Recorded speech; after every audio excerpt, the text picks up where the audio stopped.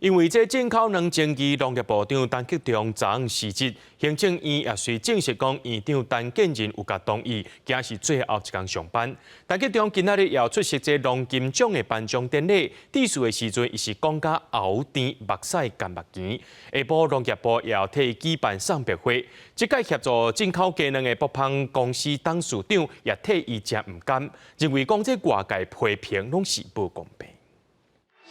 最后一天做农业部长，陈吉仲再去参加农金奖颁奖，颁奖人颠倒予未少得奖人概览。那伫致辞结束之前，本来要感谢农会照顾农民，煞一时喉甜流目屎。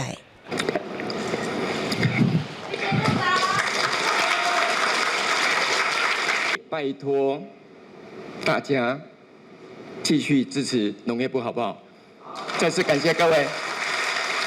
典礼进前，陈吉仲部长先接受媒体联访，表情看起来轻松，对外界继续支持进口能流向，伊无加做解释，自认政绩无毋对，只是无用时间对我我讲叫做更较有效的回应。也毋过，伊也是决定要请辞，为着互当年较好做代志。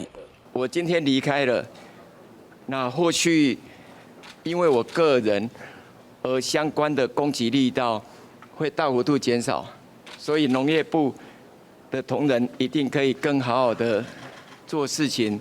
农业部下昼为伊举行识别会，包括产业代表、嘉义县长洪忠娘拢特别就报参加。这摆协助鸡卵进口的北芳公司董事长陈武伟也出席。伊讲当初全球禽流感严重欠卵，下当有卵已经是真好的代志。伊也为外界批评替农业部画网闊。鸡肉我在加工厂我也要库存啊，那这库存有的时候我也报废。 这是一定的事情，所以我感觉到这个为着这蛋呢，遭受到这样的困难，很不公平的。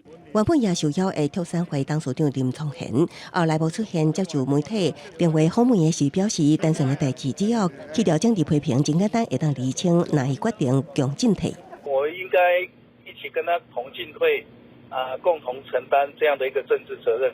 爸母做农的陈吉仲，2016年入阁担任农委会副主委，2019年2月接任主委，今年8月佫出任上届的农业部首任部长。就任51天落台，21起当部长，会做回陈教授。伫农业部门7年外，最后挡袂过进口鸡卵经济识别会最后，伊对农业部同仁表达感谢，落台一鞠躬。记者综合报道。